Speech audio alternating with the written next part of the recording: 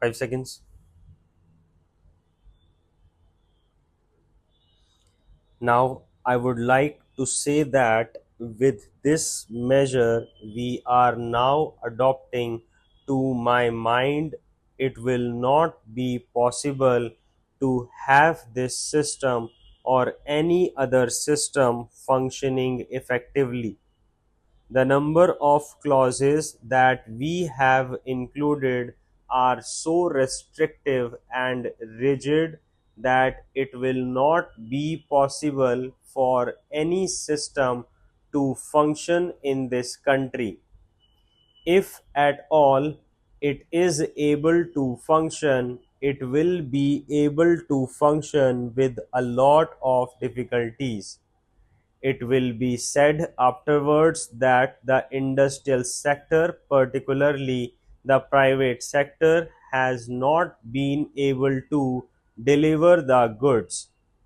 I would like to warn the government that if anything happens in the future in which industrial production or production in the private sector has not gone up, it would be not because of any lack of effort on the part of the private sector, but because of the measures that we are now adopting.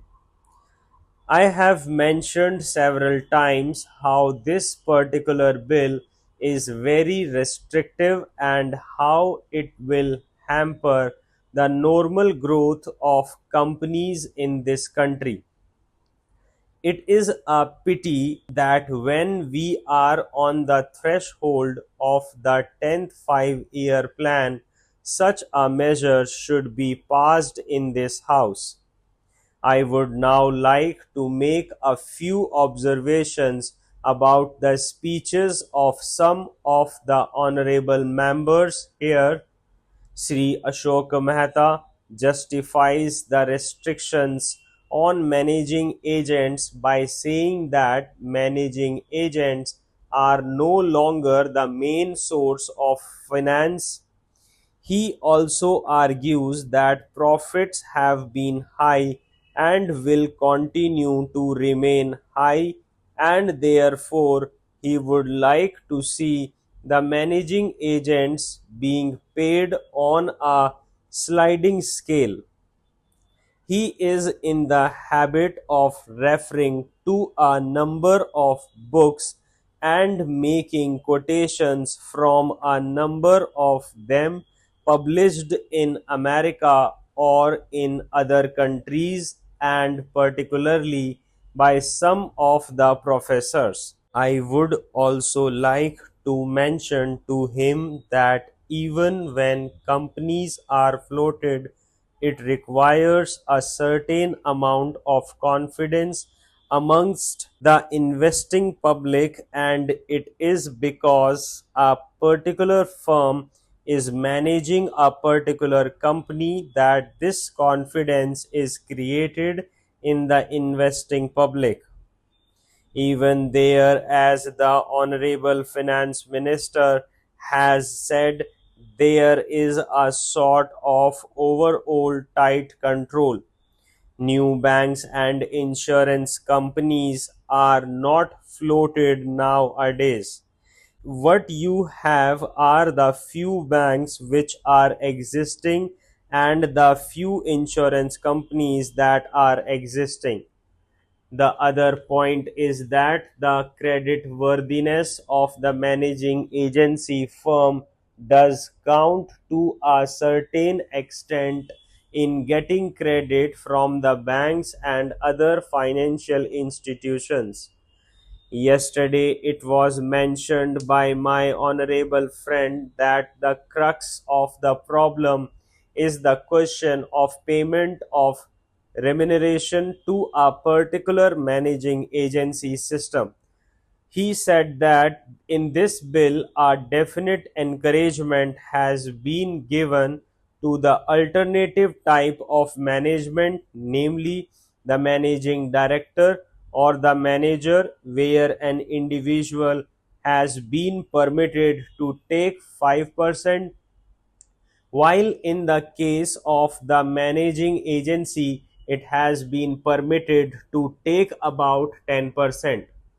I would like to point out to him that it is not merely the question of remuneration which will decide the alternative type of management.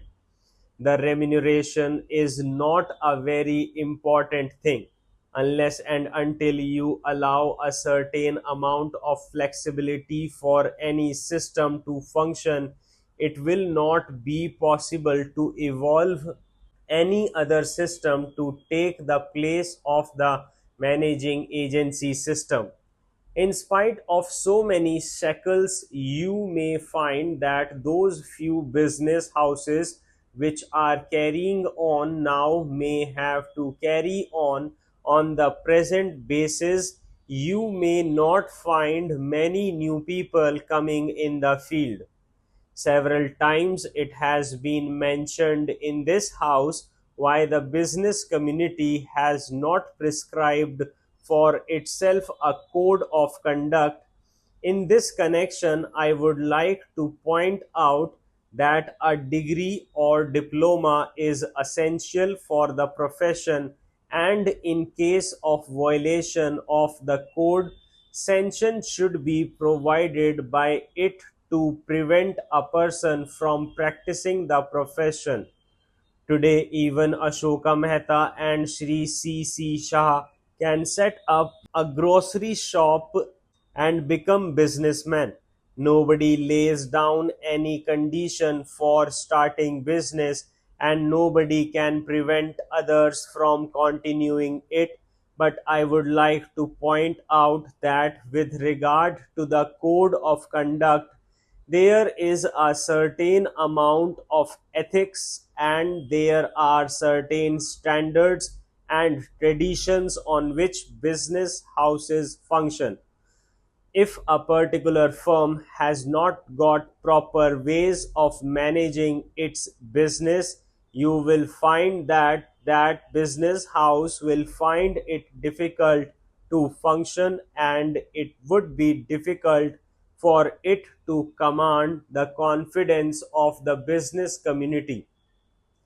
It would not be possible for it to function as effectively as a firm which has proper ways of managing its business. That is sufficient as a code of conduct. It is not possible to prescribe a certain code of conduct in the manner it has been done for the profession in general.